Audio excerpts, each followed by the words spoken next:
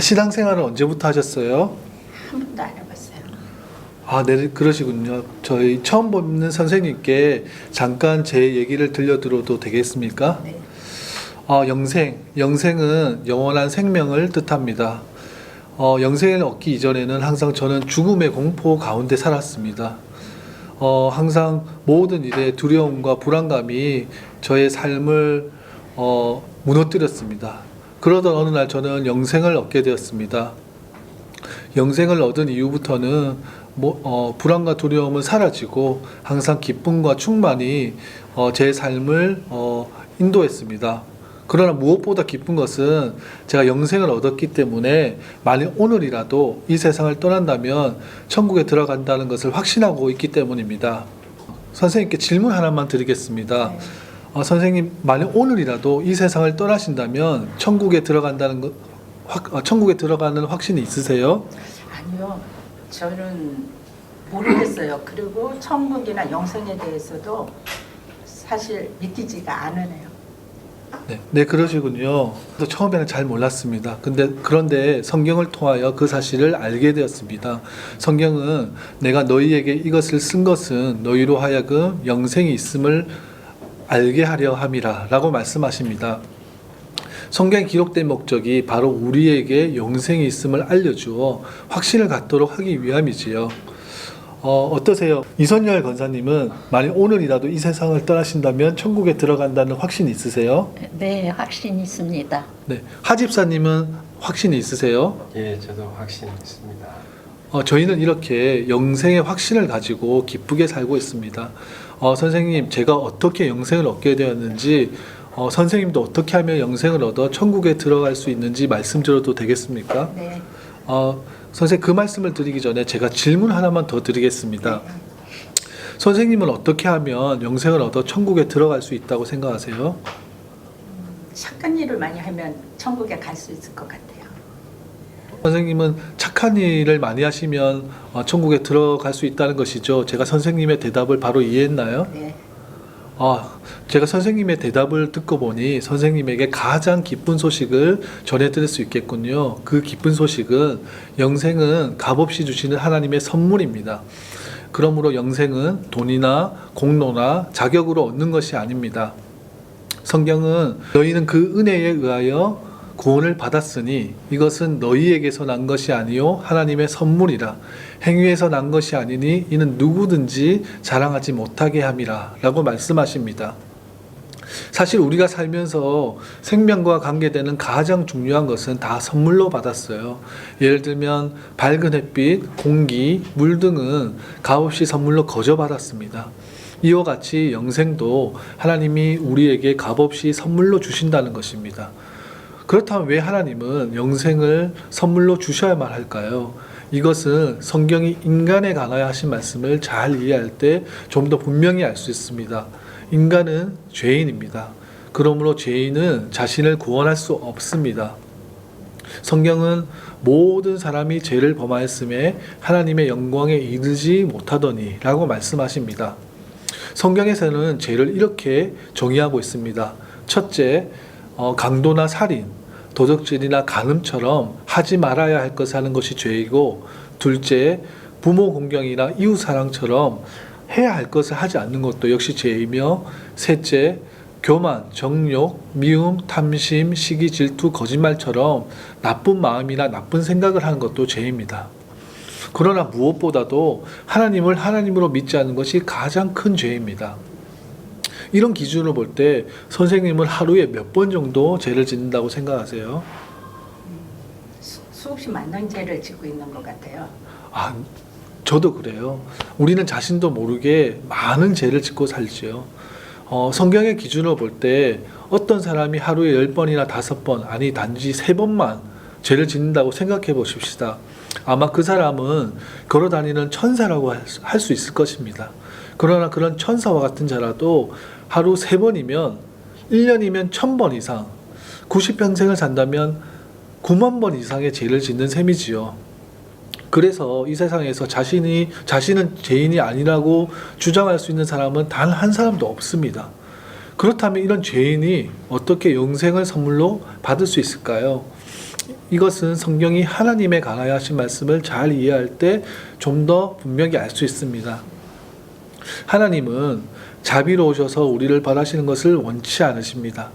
하지만 하나님은 의로우시기 때문에 반드시 우리 죄를 벌하셔야만 합니다. 성경은 하나님은 사랑이심이라 라고 말씀하십니다. 하지만 벌을 면제하지는 아니하고 보응하리라 라고 말씀하십니다. 전쟁 중인 러시아 제국에서 부족한 식량을 훔치는 사건이 종종 발생했습니다. 화가 난 지휘관 가르시아 장군은 누구든지 식량을 훔친다 잡힌 사람에게는 끔찍한 채찍질을 가하겠다고 선포했습니다.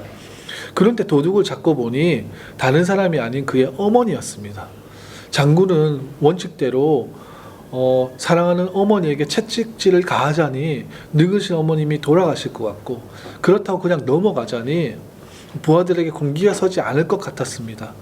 결국 지휘관이 만든 원칙에 따라 처벌해야 하는 날, 장군은 어머니 앞에서 겉옷을 벗었습니다.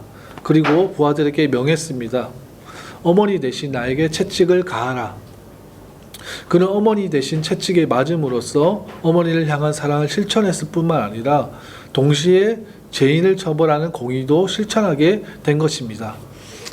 이처럼 자비로우시고 의로우신 하나님은 우리의 죄의 문제를 예수 그리스도 안에서 단번에 해결하셨습니다. 예수 그리스도는 참 하나님이신 동시에 참 인간이십니다. 예수 그리스도는 우리에게 영생을 선물로 주시기 위하여 십자가에서 죽으심으로 우리의 죄값을 대신 치르시고 부활하셨습니다. 이 책이 제가 태어나서 지금까지 지은 모든 죄와 모든 생각, 모든 말, 모든 행위가 낱낱이 기록되어 있는 책이라고 생각해 보십시다. 성경은 어느 날 이 책이 하나님 앞에서 펼쳐지고 제가 행한 대로 심판을 받게 될 것이라고 말씀하십니다. 그런데 바로 이 책에 기록된 저의 죄가 문제입니다. 하나님은 저를 사랑하시기 때문에 저를 벌하실 수도 없고, 하지만 또한 하나님은 의로우시기 때문에 저의 죄를 반드시 벌하셔야만 하는 이 문제를 해결하기 위하여 하나님은 그의 사랑하시는 아들 예수 그리스도를 이 세상에 보내셨습니다. 성경은 우리는 다 양 같아서 그릇 행하여 각기 제 길로 갔거늘 여호와께서는 우리 모두의 죄악을 그에게 예수 그리스도에게 담당시키셨도다 라고 말씀하십니다. 하나님이 미워하시는 저의 모든 죄가 그의 사랑하시는 아들 예수 그리스도께로 옮겨졌습니다. 예수 그리스도는 그 자신의 몸으로 우리의 모든 죄값을 치르시기 위하여 친히 십자가에 달려 돌아가셨습니다. 십자가 위에서 우리의 모든 죄값이 다 치워졌을 때 예수 그리스도께서는 다 이루었다 라고 말씀하셨습니다. 범죄한 우리 모두의 죄값을 대신 갚아주신 것입니다. 예수 그리스도는 우리의 모든 죄값을 치르신 후 사흘 만에 부활하셔서 우리에게 영생을 선물로 주시기 위하여 승천하셨습니다. 지금 예수님은 우리에게 영생을 선물로 주시고자 하십니다. 그렇다면 우리가 이 영생의 선물을 어떻게 받을 수 있을까요? 이 영생의 선물은 오직 예수 그리스도를 믿음으로 받습니다. 그러나 중요한 사실은 단순한 지식적 동의와 일시적 현세적 믿음은 구원받는 믿음이 아닙니다. 구원받는 참 믿음은 우리의 구원을 위해서 오직 예수 그리스도만을 신뢰하는 것입니다. 성경은 주 예수를 믿으라 그리하면 너와 네 집이 구원을 받으리라 라고 말씀하십니다. 구원받는 참 믿음이 무엇인지 이 의자를 가지고 설명하겠습니다. 권사님, 여기 의자가 있다는 사실을 알고 계시지요? 그러나 단순히 의자가 여기 있다는 것만 알고 앉지 않는다면 여기 있는 의자가 저에게 무슨 소용이 있겠습니까? 송구한 말씀이지만 이 의자를 예수님이라고 가정해 봅시다. 의자가 편하게 해줄 것을 알면서도 의자 옆에 서 있기만 하듯이 예수 그리스도가 구원자라는 사실을 머리로만 알고 예수 그리스도를 신뢰하지 않는다면 그 믿음은 단순히 지식적인 동의에 불과하므로 우리 자신을 구원하는 믿음이 아닙니다. 또한 예수 그리스도를 건강 문제, 재정 문제, 자녀 문제 등 일시적이고 현실적인 문제들을 해결할 뿐으로 말고 각종 문제들은 예수 그리스도께 부탁드리면서도 자신은 여전히 예수 그리스도를 신뢰하지 않는다면 그 믿음은 일시적 현세적 문제만을 해결하는 믿음으로 우리 자신을 구원하는 믿음이 아닙니다. 성경이 가르치는 구원받는 참 믿음은 자신의 모든 문제를 가지고 이처럼 자기 자신이 예수님을 온전히 신뢰하는 것을 말합니다. 오늘날 저는 제 삶의 모든 문제를 아는 채로 저 자신을 예수 그리스도께 맡겼습니다. 비로소 저는 영생을 얻게 되었습니다. 얼마나 평안하고 기뻤는지 몰라요. 그렇다면 그리스도인들은 믿기만 하면 구원을 받기 때문에 아무렇게나 살아도 되겠네라고 생각할 수 있습니다.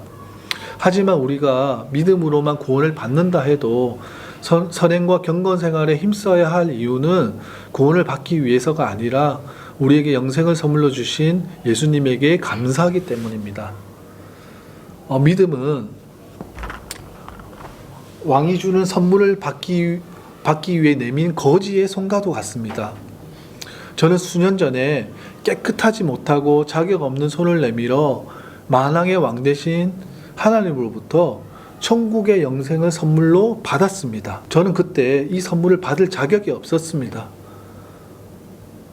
물론 지금도 자격은 없습니다.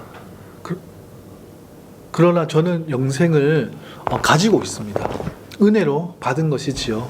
앞에서 선생님은 영생을 얻어 천국에 들어가는 이유가 선생님의 착한 일, 선한 행위 때문이라고 하셨죠.